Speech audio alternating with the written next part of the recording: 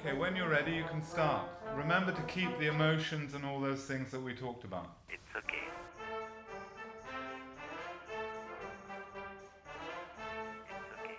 It's okay. Hello, boys and girls.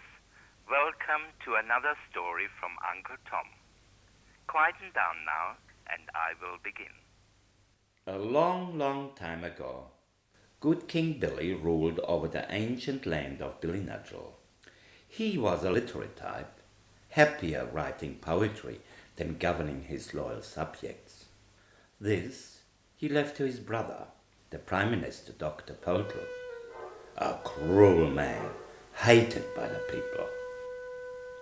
His son Prince Robin hankered after better times in Billinudgel city. He bid farewell to the Princess Kylie. Heartbroken, she begged him to stay, but he refused and fled the palace. The prince found refuge with a group of young people living at the Porta Rosa, a well-known anarchist meeting house. King Billy went to call on his... 1 second, I have to laugh. I'll stop the film. Okay. I have to stop for a second to stop laughing. Anyway, now I'm ready.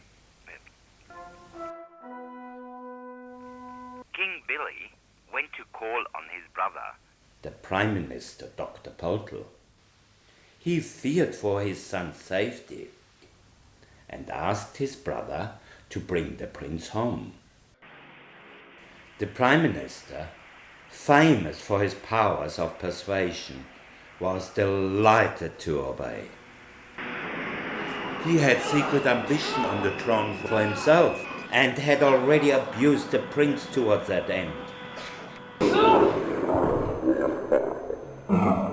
Dutifully, he stormed the Porta Rosa with his elite guards. But Prince Robin, forewarned, had already left. Angered by his uncle's action, the prince decided to retaliate. He had become politicized during his stay at the Porta Rosa. Now, with his friends, Robin carried out daring attacks against the Prime Minister. The Prime Minister was outraged and branded them hoods. But these were good times for the prince and his merry band. News of their courage soon spread throughout the realm, and the prince became the toast of Billinudgel.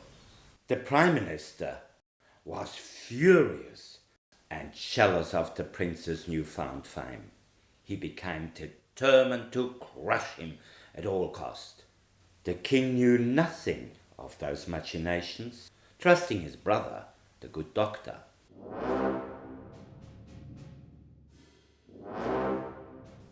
He was, however, worried by the prince's wayward behavior. So he went to consult with his chief oracle, Archie the Mago, the wisest and most able man in the kingdom, and a faithful servant to the king.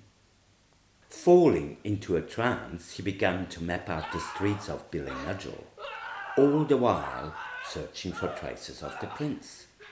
The prince, moving from place to place, was hard to pin down at first. But gradually he picked up his trail, pointing him out to the king. Then he was gone. And as I speak, was making his way to the Brunswick ferry. it appears that the prince, realizing his danger, decided to join a troupe of actors. Sailing up the Brunswick River towards an unknown destination, he slipped away out of sight of the Prime Minister's men. The king didn't have to wait long before news reached his ears concerning his son. Whilst out walking through the city, he was accosted by a street urchin who informed him the prince had been offered a starring role in a new German revival of the play 1799 by Cafiero.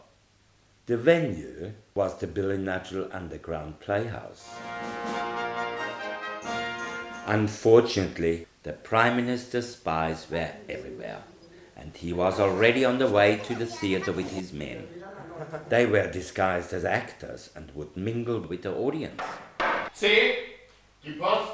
He was dressed as a fake postman and would infiltrate the play by pretending to deliver a letter on stage to the prince. Ist das ein Telegramm? Nein, es ist wie folgt. Sir, with your permission, I will read. The letter, of course, was an arrest warrant. And in the third act, the doctor confronted a startled prince, La carrozza è caduta, reading out the charges against him. alto rivoluzionario. The audience went wild. And in the final act, when he told the prince his rights, well, you could have heard a pin drop in the auditorium. Und jetzt? Too late. La rivoluzione del 90 The prince realized he was dead. And he never recovered. On Sunday, the 3rd of December in the year 2000, Dr. Pöltl proclaimed himself President of the Republic. The people of Billinudgel didn't forget their prince. They flocked to the palace and left flowers by the gate.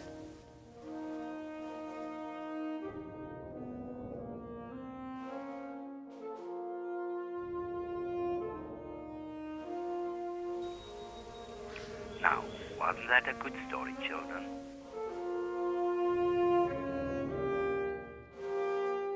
It's okay? Yeah. Can I hang up now? Yeah, you can. It's alright. See you.